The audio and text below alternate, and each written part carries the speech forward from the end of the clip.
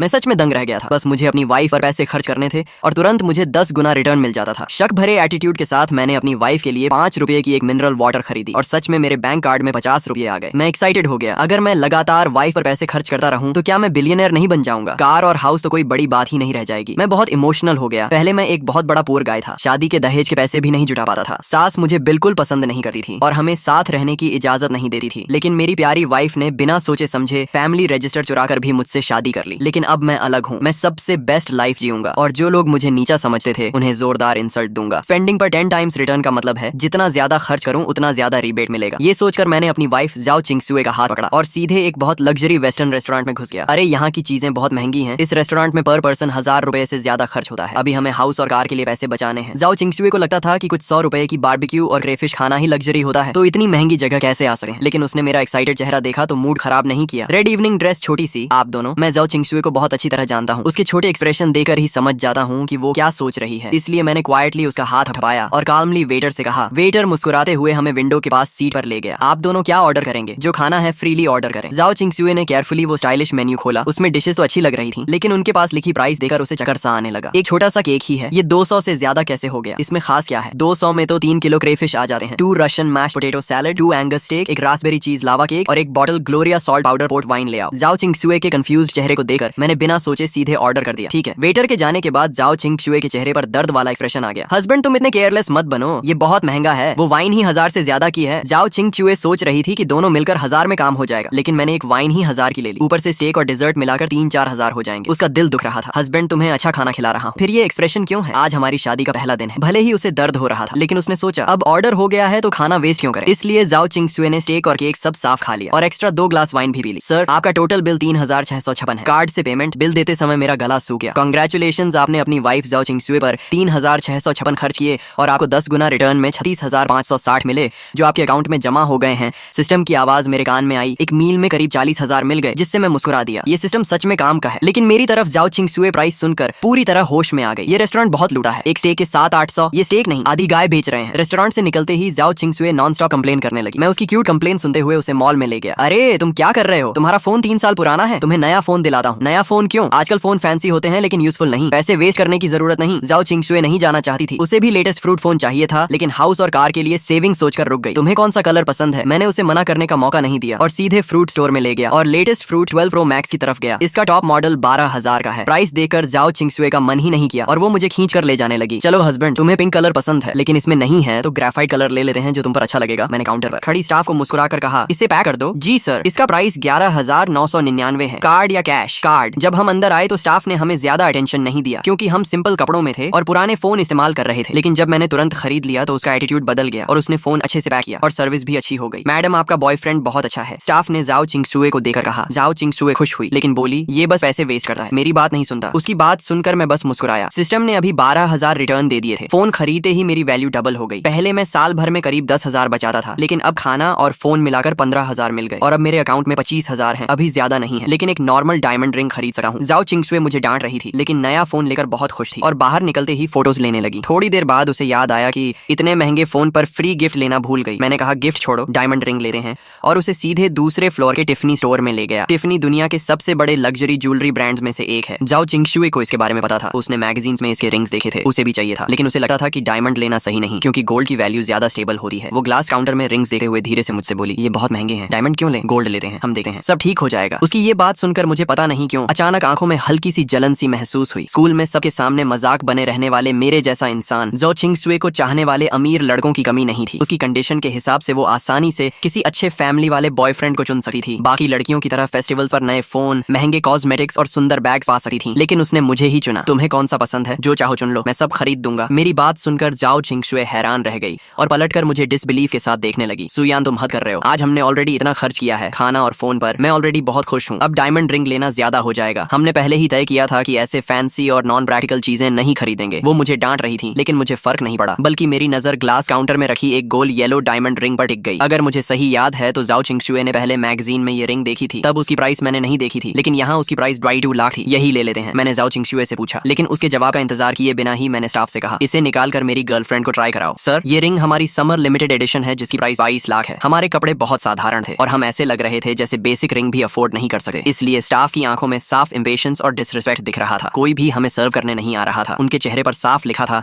अगर खरीद नहीं सके तो देखने क्यों आए हो, 22 लाख ये बहुत महंगा है, चलो यहाँ से चलते हैं। जाओ चिंगसुए ने मेरा स्लीव पकड़कर धीरे से कहा, कोई है जो हमें ये दिखाएगा। रिंग खरीदने आए और ऐसा बिहेवियर देखकर मुझे गुस्सा आया, लेकिन आज मेरा अच्छा दिन था इसलिए मैंने खुद को कंट्रोल किया और फिर से स्टाफ से पूछा। उनमें से एक स्टाफ मेरे कॉन्फिडेंस और इंसिस्ट देकर थोड़ी हेजिटेट हुई, लेकिन फिर रिंग निकाल कर मुझे दे दी और मुस्कुराकर बोली, अपनी गर्लफ्रेंड को ट्राई कराइए, ये येलो डायमंड प्योरिटी और फॉरएवर लव को रिप्रेजेंट करता है और आपकी गर्लफ्रेंड पर बहुत अच्छा लगेगा। मैंने जाओ चिंगसुए को रिंग पहनाई तो वो परफेक्टली फिट थी, बिना कुछ बदले, इसलिए मैंने तुरंत कहा, इसे पैक कर दो। मेरी बात सुनकर जाओ चिंगसुए शॉक हो गई और स्टाफ भी कुछ सेकंड के लिए फ्रीज हो गई। उसने रिंग सिर्फ कर्टेसी में दिखाई थी, उसे नहीं लगा था कि हम खरीदेंगे, लेकिन मेरे कॉन्फिडेंट बिहेवियर ने उसे भी सरप्राइज कर दिया। आमतौर पर अमीर लोग भी इतनी एक्सपेंसिव रिंग खरीदने से पहले सोचते हैं, लेकिन मैं ऐसे बिहेव कर रहा था जैसे 22 लाख कुछ भी नहीं। तभी पीछे से एक अजीब सी बनावटी आवाज आई, अरे शाओक्शुए, तुम यहाँ क्या कर रही हो, अभी तक पेमेंट नहीं किया क्या? ये लिनमो थी जो कॉलेज में ग्रीन टी गर्ल के नाम से जानी जाती थी। जाओ चिंगसुए ने कहा, तुम यहाँ? लिनमो ने फेक स्माइल के साथ कहा, मैं अपने हस्बैंड के साथ रिंग देखने आई हूँ और अपनी कार्टियर ब्रेसलेट दिखाते हुए बोली। फिर उसने एडवाइस देने के टोन में कहा, जाओ चिंगसुए, हमें चीजें खरीदे वक्त कंपेयर करना चाहिए और बेस्ट वैल्यू वाला लेना चाहिए। जैसे रिंग यहाँ से लेने की जरूरत नहीं है, यहाँ बहुत एक्सपेंसिव है। अर्ली टून के अंडरग्राउंड मार्केट में सस्ती रिंग्स मिलती हैं जो तुम्हारे लिए परफेक्ट रहेंगी। उसके टोन में केयर था, लेकिन असल में वो इंसल्ट कर रही थी। उसका हस्बैंड बोला, तुम खुश रहो, बस जो चाहो खरीद लो। लिनमो ने स्वीट बनकर कहा, ज्यादा एक्सपेंसिव नहीं चाहिए, 5-6 लाख की रिंग काफी है। लेकिन उसकी आंखों में डिससैटिस्फैक्शन साफ दिख रही थी, क्योंकि उसका हस्बैंड हाई सैलरी होने के बावजूद कंजूस था और बड़ी मुश्किल से उसने उसे रिंग दिलाने के लिए मनाया था। उसे पता था कि उसे ज्यादा एक्सपेंसिव रिंग नहीं मिलेगी, लेकिन 5-6 लाख की रिंग भी दिखाने के लिए काफी थी। तभी मैंने जाओ चिंगसुए के कंधे पर हाथ रखकर लिनमो से कहा, सॉरी, मेरी वाइफ इतनी सस्ती रिंग्स नहीं देखती, इसलिए तुम्हें रेकमेंड नहीं कर सकते। ये सुनकर लिनमो का स्माइल तुरंत गायब हो गया। वो शो ऑफ करना चाहती थी, लेकिन मेरी बात से उसका इंसल्ट हो गया। उसने सोचा मैं सिर्फ दिखने में अच्छा हूँ और ज्यादा अफोर्ड नहीं कर सकता, इसीलिए उसने हंसते हुए कहा, क्या तुम ये रिंग खरीद सकते हो? लेकिन अगले ही पल वो शॉक हो गई, क्योंकि मैंने स्टाफ से कहा, क्या देख रही हो, जल्दी पैक करो, और अपना कार्ड दे दिया। स्टाफ ने तुरंत रिस्पेक्ट के साथ रिंग पैक की और कार्ड रिटर्न किया। रिंग लेकर हम जाने लगे और जाते वक्त मैंने लिनमो से कहा, मेरी वाइफ को 5-6 लाख की रिंग्स अगली लगी, इसलिए उसने देखी भी नहीं, लेकिन शायद तुम्हारे लिए उनमें कुछ अच्छा मिल जाए। ये सुनकर लिनमो गुस्से से कांपने लगी और कुछ बोल नहीं पाई। जाओ चिंगसुए भी हंस पड़ी। शॉप के स्टाफ भी सब देख रहे थे और लिनमो शर्म से जल रही थी। अपनी इज्जत बचाने के लिए उसने अपने हस्बैंड का हाथ पकड़ लिया और एटीट्यूड दिखाने लगी और 20 लाख की रिंग्स देखने लगी। करीब 20 लाख के आसपास की ज्वेलरी देखते हुए भी वो कभी डायमंड को इम्परफेक्ट बताती तो कभी डिजाइन को आउटडेटेड कहती रही और आखिर में सिर उठाकर चली गई। सच में कितना शो ऑफ करती है। हाँ, सही कहा। जब रिंग देख रही थी तब तो उसकी हालत ऐसी थी कि जैसे बस लेने ही वाली है, और अब कह रही है रिंग अगली है। ऐसे लोग भी होते हैं क्या, नहीं खरीद सकते तो सीधा बोलो ना। सच में क्लासिक सावर ग्रेप्स वाली बात है। शॉप के स्टाफ सामने तो लिनमो और उसके हस्बैंड से पोलाइटली बात कर रहे थे, लेकिन जैसे ही दोनों बाहर गए तुरंत उनके चेहरे पर डिसरिस्पेक्ट दिखने लगा। सबने मिलकर उनकी कंप्लेन की और फिर उस स्टाफ को देकर बोले, जिसने तुम्हें और जाओ चिंगसुए को अटेंड किया था, यूए आज तुम्हारी किस्मत बहुत अच्छी थी। वो लड़का देखने में तो सिंपल लग रहा था, लेकिन निकला बहुत रिच। हाँ यार, 22 लाख की रिंग बिना सोचे खरीद ली और दिखने में भी इतना स्मार्ट। सच में लकी है उसकी वाइफ। ये वही टाइप का आदमी है जो खुद कम खर्च करता है, लेकिन वाइफ को खुश रखने के लिए सब करता है। यूए भी बहुत खुश थी, क्योंकि इस एक सेल से उसका पूरा वीक का टारगेट पूरा हो गया था,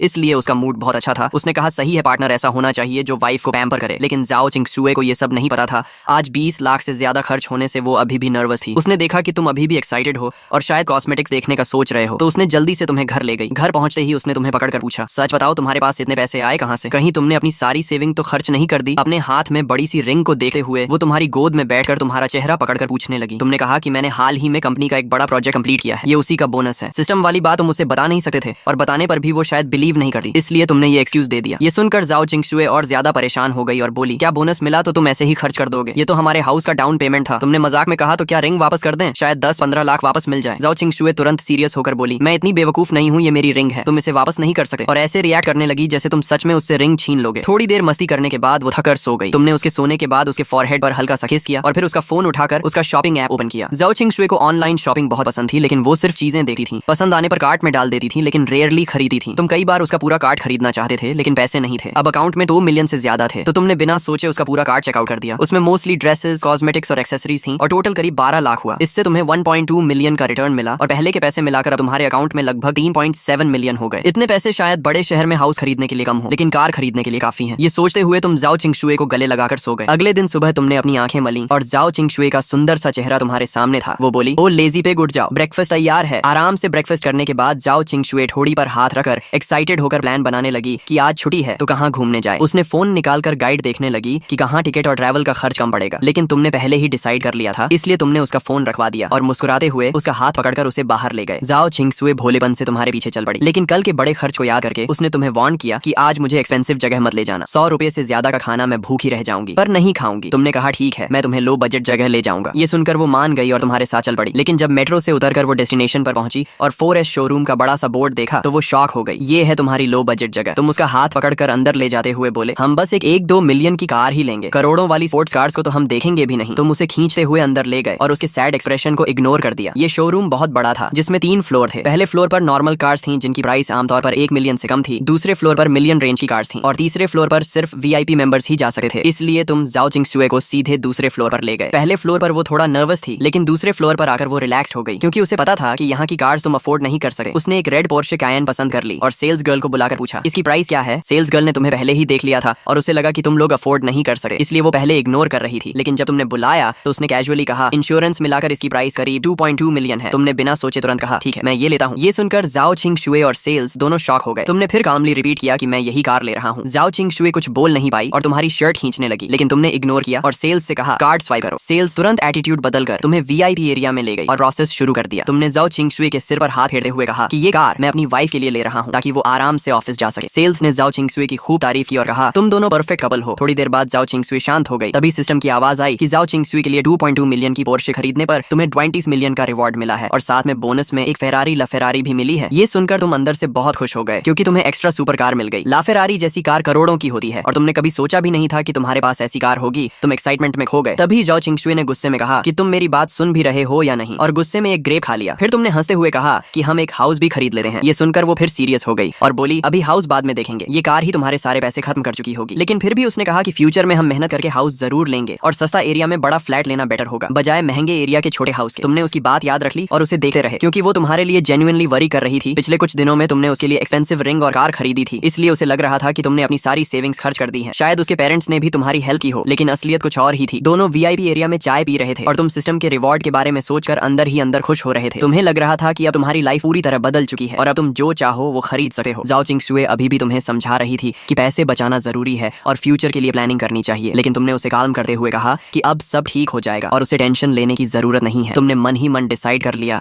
कि अब तुम उसे हर वो चीज दोगे जो उसने कभी चाही थी और फिर उसे अपने पास खींचकर आराम से उसके साथ बैठ गए। वो सोच रही थी कि हम तो एक नॉर्मल फैमिली से हैं, इतना पैसा आखिर आता कहाँ से है जो ऐसे खर्च हो रहा है। लेकिन वो मना भी नहीं कर पा रही थी क्योंकि उसे अंदर से लग रहा था कि शायद तुम्हें गिल्ट है और तुम उसे मटेरियल चीजों से खुश करना चाहते हो। तभी उसके फोन पर उसकी फ्रेंड की हन का मैसेज आया कि आज वीकेंड है, दोपहर में हॉट पॉट खाने चलें। मैंने एक बहुत टेस्टी रेस्टोरेंट ढूंढा है। जाओ चिंगसुए थोड़ी देर के लिए सोच में पड़ गई। फिर उसने तुमसे पूछा, तुमने लोकेशन देखी तो वो 4S शोरूम के पास ही थी, इसलिए तुमने तुरंत हाँ कर दी और कहा कि हम कार लेकर आते हैं, तब तक वेट करो। इस बार तुमने कार फुल पेमेंट में खरीदी थी, इसलिए सेल्समैन भी बहुत पोलाइट हो गया और पूरी सुबह में सारे पेपर वर्क और इंश्योरेंस वगैरह कंप्लीट कर दिए। उधर ची हन पहले ही कार लेकर रेस्टोरेंट के बाहर पहुंच गई थी। उसके घर की कंडीशन ठीक थी और उसे अकेले मैजिक सिटी में स्ट्रगल करते देख उसके घर वालों ने ग्रेजुएशन के बाद ही उसे एक 1 लाख की ग्रेट वॉल कार दिला दी थी। भले ही कार बहुत एक्सपेंसिव नहीं थी, लेकिन रोज मेट्रो में भीड़ झेलने और बाहर जाने पर कैब के पैसे देने वालों के लिए वो काफी कंफर्टेबल लाइफ थी। कभी कभी जाओ चिंगसुए भी उसकी कार यूज करके शॉपिंग चली जाती थी। कार लेने के बाद तुम दोनों भी रेस्टोरेंट पहुंच गए। चीहान बार बार मैसेज कर रही थी तो जाओ चिंगसुए ने रिप्लाई किया कि हम पहुंच गए हैं, लेकिन चीहान को कोई दिखा नहीं। तभी उसके सामने एक रेड पोर्शे कायन आकर रुकी। नई चमचमाती पोर्शे देखकर वो थोड़ी जेलस हो गई क्योंकि पुराने मॉडल भी 1 मिलियन से ऊपर के आते हैं और ये तो लेटेस्ट मॉडल था, कम से कम 2 मिलियन का होगा। वो सोचने लगी कि वो कब ऐसी कार चलाएगी। तभी पैसेंजर डोर खुला और जाओ चिंगसुए बाहर निकली। उसे देखकर चीहान शॉक हो गई और मजाक में बोली कि पोर्शे चलाने वाला ड्राइवर भी कितना मेहनती है। जाओ चिंगसुए हंसते हुए बोली, ये कार मेरे हस्बैंड ने अभी मेरे लिए खरीदी है। ये सुनकर चीहान और भी शॉक हो गई और बोली, मजाक मत करो, मैं तुम्हारे हस्बैंड को अच्छे से जानती हूँ, वो कैसे ये कार खरीद सकता है। उसका ये कहना इंसल्ट नहीं था। अगर 2-3 लाख की कार होती तो वो मान लेती, लेकिन ये पोर्शे कायन थी। और सुबह ही उसने जाओ चिंगसुए की रिंग वाली पोस्ट देखी थी। 1 साल पहले ग्रेजुएट हुई लड़की के पास इतने पैसे होना पॉसिबल नहीं था। तुमने कहा, तुम लोग अंदर जाओ, मैं पार्किंग करके आता हूँ। जाओ चिंगसुए ने तुम्हें जल्दी आने को कहा और तुम्हारे गाल पर किस किया। ये सब देखकर चीहान को थोड़ा ऑकवर्ड लगा। फिर दोनों अंदर जाकर बैठ गई। चीहान ने फिर पूछा, क्या ये कार सच में तुम्हारी है? जाओ चिंगसुए ने हाँ कहा और तुमने मजाक में कहा कि मैं नहीं चाहता था इतनी महंगी कार, लेकिन इसने इंसिस्ट किया। चीहान ने कहा, तुम बहुत लकी हो। फिर दोनों बैठकर बात करने लगी। जाओ चिंगसुए ने कहा, तुम भी बॉयफ्रेंड ढूंढ लो। चीहान ने साई लेकर कहा, बॉयफ्रेंड मिलना इतना आसान नहीं है, उसके पीछे लोग तो आते हैं, लेकिन या तो बहुत गरीब होते हैं या बहुत अगली। उसने बताया कि उसने हाल ही में फॉर्चून कैलकुलेट किया और उसे बताया गया कि उसे ट्रू लव 30 साल में मिलेगा। जाओ चिंगसुए को ये सुनकर क्यूरियोसिटी हुई और उसने भी ट्राई करने का सोचा। चीहान ने तुरंत उस मास्टर का कॉन्टैक्ट भेज दिया और उसकी खूब तारीफ की। जाओ चिंगसुए ने डरते हुए तुम दोनों के नाम भेजे और लव फॉर्चून चेक किया। रिजल्ट में लिखा था कि तुम दोनों साथ नहीं रह पाओगे। ये देखकर उसका दिल बैठ गया क्योंकि उसके पेरेंट्स भी इस रिलेशन के खिलाफ थे। उसने तुरंत सोल्यूशन पूछा, लेकिन सामने वाले ने मना कर दिया कि इसका कोई सोल्यूशन नहीं है। तभी तुम पार्किंग करके आए और देखा दोनों फोन में लगे हैं। तुमने फोन लेकर बिना सोचे 1000 ट्रांसफर कर दिए और कहा, फिर से कैलकुलेट करो। चीहन को ये देखकर गुस्सा आ गया और बोली, तुम मास्टर की इंसल्ट कर रहे हो। लेकिन तुरंत ही दूसरा रिजल्ट आया जिसमें लिखा था कि तुम दोनों परफेक्ट कपल हो और हमेशा साथ रहोगे। ये देखकर तुम खुश हो गए और फोन वापस दे दिया। जाओ चिंगसुए भी खुश होकर तुम्हारे पास आ गई। चीहन गुस्सा होकर बोली, तुमने पैसे वेस्ट किए। लेकिन जाओ चिंगसुए बोली, रिजल्ट अच्छा है। फिर उसने चीहन को भी कहा कि वो भी दोबारा ट्राई करे, लेकिन चीहन ने मना कर दिया और कहा, पहले खाना खाते हैं। हॉटपॉट आने के बाद वो सब भूल गई और नॉर्मल हो गई। खाने के बाद पार्किंग में जाकर उसने कार के साथ फोटोज लिए और फिर जाओ चिंगशुई को शॉपिंग चलने के लिए बोला,